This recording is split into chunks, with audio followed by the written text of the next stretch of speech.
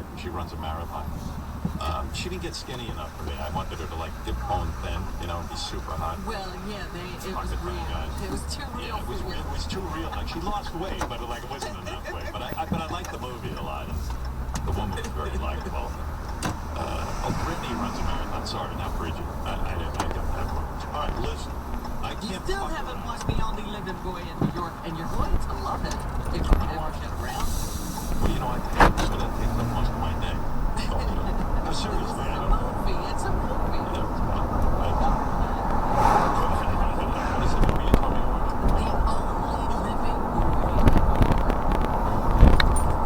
I'm not dancing where you do. I think it's on Chrome.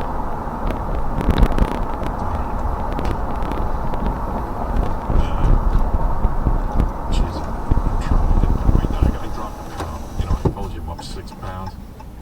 Is it really a pound when you drop a pound in a day? Or is that just water weight? Or I was on lockdown yesterday. Maybe it's water. I don't care what it is. I got to see the scale go down because I'm getting into that danger zone where the belly's hanging over the belt, and I just feel shitty. My hips are getting large like a woman. And it's 6 pounds, Howard. All that couldn't be happening. It's happening. No idea. But, I went into lockdown. Had my breakfast, the usual. Yesterday I ate a hard-boiled egg with a small little potato that I rolled the shit out of. Took out all the carbs. Blast that fucker. It looked like a golf ball. I ate that, and then Sounds very appetizing. I don't even remember what I ate for dinner, but it was horrible. So, just salad or something.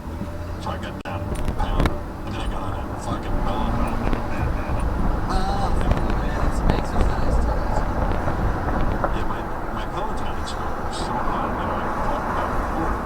But she also gives little, philosophical, what do you call those things? Like they're little one-line ways of looking at the world. What do you call that? What do you call that, Robin, when you, like an affirmation or something? Is that the word, affirmation? Well, affirmation, maybe, I guess, I don't know. She's like, yeah, me too. But meanwhile, this one was pretty good. I was like, I'm doing the bike, and I hate hearing about her husband, because she's hot. I don't want to hear about her fucking marriage being so great. It's like, all the guys are fantasizing, saying, shut up with the fucking husband. I even Googled her husband to see if he was good looking. And? I think I think I'm better looking, actually. That's pathetic. Yeah. I mean, that's like, wow, dude, that's not good. You could get her. Yeah, I think I could. But then she goes, hey, she said it twice. Stop serving good vibes to people who deserve good vibes. And I was like, that's pretty good. Stop serving. That's good. Come on. Stop serving good vibes. Good vibes to everyone. Bullshit. Regardless of what they're doing. You need more therapy. I'm learning in therapy to get away from people who are Well, I didn't say you had to poisonous. stay in there. I didn't say you had to invite them over for dinner. I'm learning to stick up for myself. People who fuck me over, I'm learning to not sit there and just look the other way. I'm learning to just say, fuck you, I I've always been an advocate because what people do is they spew their anger on someone else that they really hold for a particular person. There you go. And so I'm always about spew your anger at the person you're angry at. But also, you get it out. I had a whole thing about how to be with my parents. I knew how long I could take them. And then I didn't go over that time. We used to have lovely visits. How long could you But take them? it was about a 2-hour limit. And my after parents- 2 hours, I had to get out. I have a similar experience. My parents can't take me for more than 10 minutes. I go to see my parents. I mean, I haven't seen them in a year. It's crazy. We talk on the phone, but Right. but I'll go to see my parents, And they literally just almost shoved me out the door after like 10 minutes. Like, all right, we have to go eat our lunch. And I'm like, oh, okay, like how often do I get here, you know? And my father's like, yeah. And he's checking his watch every minute I'm there, my father. Okay, oh, good. like, I have a similar experience, except they can't tolerate me. They can't tolerate you. Right. I'm like, well, maybe I'll stay a few more minutes. I mean, I spent the half the day getting here. I know, it's a long trip. Yeah. Well, anyway.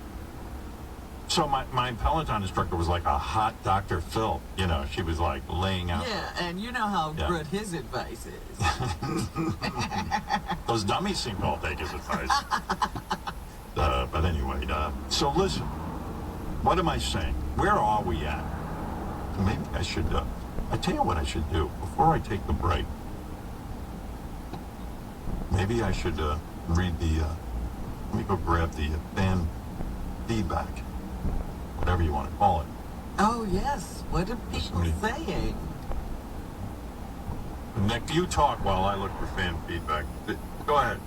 Yeah. Hey now, Howard. Hey now. Hey. Now, that interview with Arsenio yesterday was one of your best. Tremendous interview. You're not alone. Evidently, a lot of people liked hearing from Arsenio. I loved hearing from Arsenio. I felt really good to connect with him and the audience, just like you. I probably shouldn't read all these, but because there's so many. But yes, I like how you smooth things over with him at the end too. That was really heartfelt too. I mean, well, that was important to me, and I'll tell you why. You know, I've come to realize that a lot of people, particularly on the radio show that I was angry with, which is basically everyone, I was at war with the world. Yeah. And, you know, Arsenio, it did nothing to me. He had a TV show. He was trying to do something new. What do I got? What do I got it in for Arsenio? So to have him on the show, and I thought it was good for the audience to hear that, you know, this is the way we should all get along. That if you do something and you want, you know, you're not less of a man if you show your vulnerability and you say to Arsenio or somebody in your life, hey, you know, I feel like I was the asshole, and I just want you to know that, and thank you for coming on my show. Yeah, and it's good for people to hear because everybody's ready to kill each other these days, just fucking annihilate each other, and so I think it's an important message. But Arsenio was delightful. He came on. He had great stories, and it was great to hear from him. And yeah, and much like what you're saying, rather than read all of these, but the fans. You know, maybe there's hope for Ronnie and Apples now. Maybe they can mend. I don't think we're talking about the same caliber of people. Yeah, I don't think. I think when you get down to Ronnie's level and Apples, I think that like what I just said goes right through them. They don't really. They're going to be right. Yeah. They're always going to be right. I'm holding on to something there, though. You know, I really feel like maybe they could. Yeah. Nick, it says here, awesome interview. Okay, Nick, thank you very much, and it's good to hear from you in Indiana. That's Nick, everybody. Awesome interview with Arsenio. I was laughing the whole time. Whether he was riffing on preachers, Eddie Murphy in full makeup hitting on an old lady, or stories about buying weed, I thoroughly enjoyed it. Arsenio was amazing. I was actually a little late to work because I wanted to keep listening. I particularly like your apology to Arsenio. It was an interesting moment. It's proof that people can change, and so that's good too. The fans particularly loved his stories about his celebrity friendships. I loved Arsenio's interview. His anecdotes and stories about my music hero Prince caused me to laugh and unintentionally spit out my coffee. Loved it. Listening to Arsenio talk about Sammy Davis Jr., Dolly Parton hit me right in the heart. Incredible interview. Arsenio's story about the Steve Harvey with Richard Pryor. Was great. He seems like a wonderful guy. It's really fascinating. I didn't even know he was that way. Like when he talked about what he did while Richard was, you know, really sick and could hardly move around, bringing people that he wanted to meet or talk to him was amazing. People like to talk also about what was their favorite interview on the show because we have so many different guests. And This person says Howard's interview with Arsenio was one of the best, if not the best interview ever. I can't stop listening. Yeah, Arsenio was tremendously engaging. Arsenio was the greatest interview of 2021. Once again, anyone reading that. This Arsenio Hall interview might be the best interview I've ever heard. When I was listening to Howard, there was amazing insight on his early career, great references to Cleveland. You were talking about apples. The last caller was talking about apples. Apples and Ronnie. Apples receives a ton of negative feedback after another on-air dispute with Ronnie. Listeners are finding Apples annoying. Ooh. Apples is the absolute worst caller you have ever had. Wow, that's saying something. A man calling himself Apples? What the fuck? You absolutely must stop calling. You must absolutely stop taking Apple's calls. He thinks he's part of the show and he is not. Ronnie has every reason to hate him. Apples is a desperate airtime whore. Enough of him already. Airtime whore. Look at this. At first, Apples busting Ronnie's balls about the Lucky Charms was funny. Now that ship has sailed. Please stop picking up Apple's calls. Oh boy. By the way, everyone agreed that Ronnie's prank call as Barry White was absolutely awful. Yeah, I kept saying, where's the prank? They say this is the worst thing they've ever heard. Ronnie's Barry White phony phone call is probably the worst thing I ever heard. Leave the prank calls to sound weird. Now, Ronnie is not a phony phone caller. Find something else for him to do. He sucked, and finally, Ronnie is only funny when he sounds like he's about to have a stroke due to callers antagonizing him. Never pick up the phone for a phony phone call again. Better yet, take the phone and have Stephanie shove it up his ass. Isn't there another Ronnie phony phone call? He only did one? No, I do have another one. You know, I do have another Ronnie phony phone call. It is the only reason I didn't play it yesterday. It's worse. It's worse than the other one that I played. The Barry White one? Yeah, he called an auto shop about his broken petcock. Remember the petcock? In a car, there was a petcock, and it is so bad. I mean, Did Ronnie think these were good? Yeah, he told Sal, I feel bad because they're probably going to want to fire Richard. He claims he was joking when he said it, but I don't know. Sal didn't think so. Sal was like, oh shit. Ronnie, He nailed it. he thinks he nailed it. He thinks they're good. But yeah, do you want to hear? Now I'm going to warn you. I'll play this, but Look, we need to hear how bad it is. But playing bad on the radio equals boring. In other words, I wanted to hear Ronnie's phony phone calls, and when I was listening to these off the air, I'm telling you what happened to me is like I found myself zoning. And so I say, wait a second. Why? I didn't even listen to it, so how can I approve it? It's so fucking boring. Well, we can always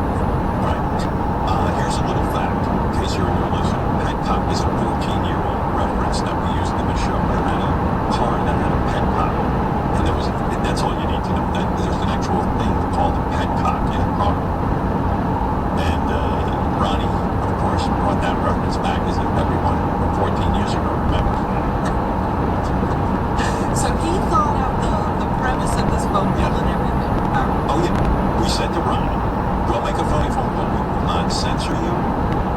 We will not tell you what to do. We're not going to write it. Hey, just do your thing.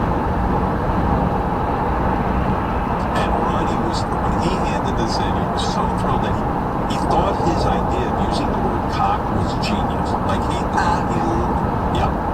But a petcock is a real car part. It's a small valve used to control the flow of liquid. It can be found at the bottom of the radiator, okay? And, and I'll tell you this before I play this thing. I'm being full disclosure now. Jennifer Witch, who runs this company, SiriusXM, she begged me not to play this. She says the stock will go down if I play this. All the listeners will leave. Here we go. Here it is. You ready? I'm ready. Okay. Every listener, I'm going to say goodbye to you now because I know you're going to stop listening because it's that boring. But you gotta come back because we're gonna do Wikipedia. Come back later. Come back later for Wikipedia. Here we go. Hey, how you doing? Fine, how you doing? Good. I wonder if you could help me out. I got a little bit of a problem with my petcock is not working. You have any idea about how to fix my petcock? Talking about in the radiator? No. My petcock's not working. I'm not getting any liquid through to my petcock. I'm not so sure what you're talking about, a cockpit. Usually the only time I see a cockpit's on the radiator to unloosen to let the fluid out. Is the cock maybe too small? But you ain't getting a lot of fluid out of it? Is that what you're telling me? I'm not getting any fluid out of my cock. Okay, well, if you ain't got no fluid, a whole lot of fluid going through there, then you got to find out where the restrictions at. So maybe the cock is too small. You need a bigger cock. Too small, or if it's too big, or what it is. But there's a blockage somewhere. Now, I don't know what blocked. You think the cock is blocked? Cock blocked? I mean, I don't know without looking at it. Okay, I can bring down my cock, and you can take a look at it, and you can see if there's any fluid coming out of it. All right, thanks, sir. All right, bye. That was No it? listeners, that's it. Well, thank goodness it was short. Well, maybe you didn't get it. Do you know that cock means penis? I should have explained that ahead of time. Well, there you go. Mike in Colorado. How did the Ronnie phony phone call go over? I missed some of it. I didn't get the whole connection. I told you. See, I told you, Robert. That's what happened to me. Like, I heard the beginning, and then And then you were gone. It's my brain starts hurting. And it's short. But, Ronnie has the timing of a sledgehammer. That's what he has. If I bring my cock down there, maybe you could check it to see if liquid is coming out. Do you think my cock needs to be bigger? And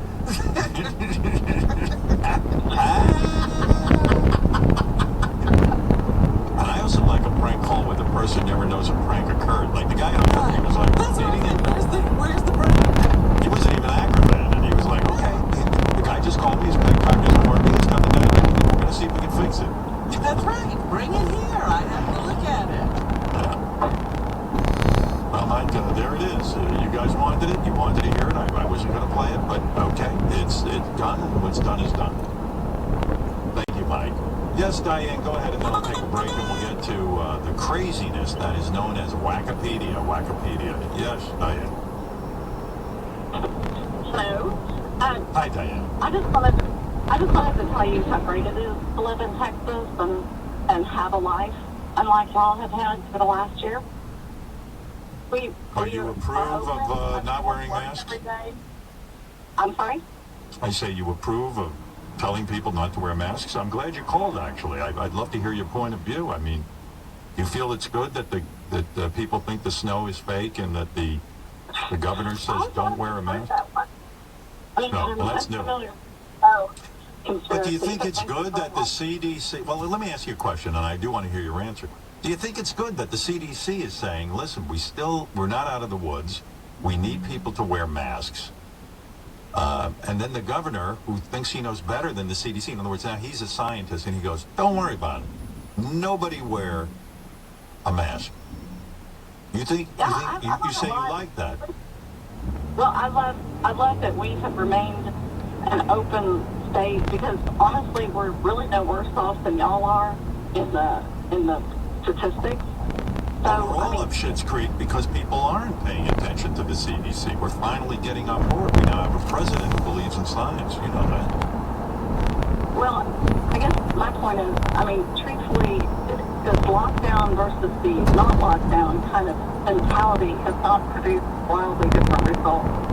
Well, Diane, you understand what we were talking about this morning, that if we all wore masks, we now have a mutation. And even though we have a vaccine, which we're all excited about, hopefully we'll get past this, they're begging us to wear masks so that we can stop the spread of the mutation as well. But you say, fuck it, fuck everyone. So well, the mask, the wearing works so well. It doesn't work well because of people like you, Diane.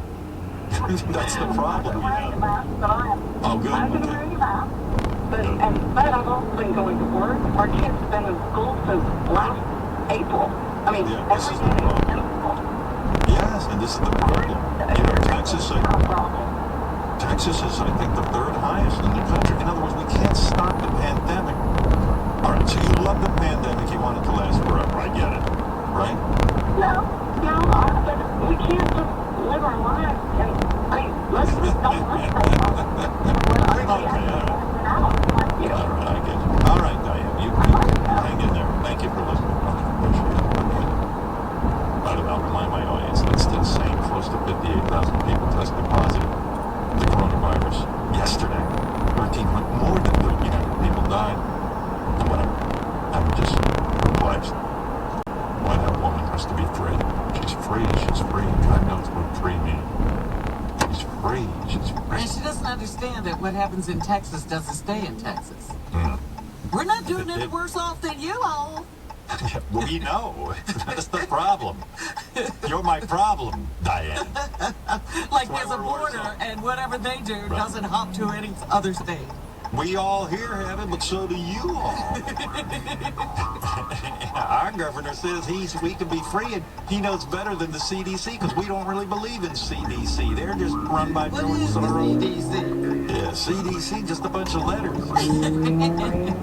I want to be free. I need to be free. You are free. You're free of brain cells. All right, look.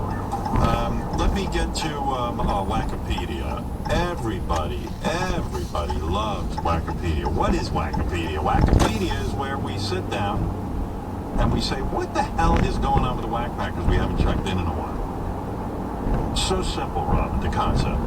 Yes. Simpler than masks. Everyone loves it. Everyone loves Wikipedia. Around the world of the Whack Pack. If someone craps their pants, we'll be there. Ew. That's right. Anything like that for production. Let me tell you about Blackened American Whiskey. Those folks are bringing us the show today. We love the collaboration between legendary distiller Dave Pickerel and Metallica. Blackened, this is whiskey remastered. Yeah, those barrels are getting shook by Metallica music. And then this fabulous whiskey. Wow.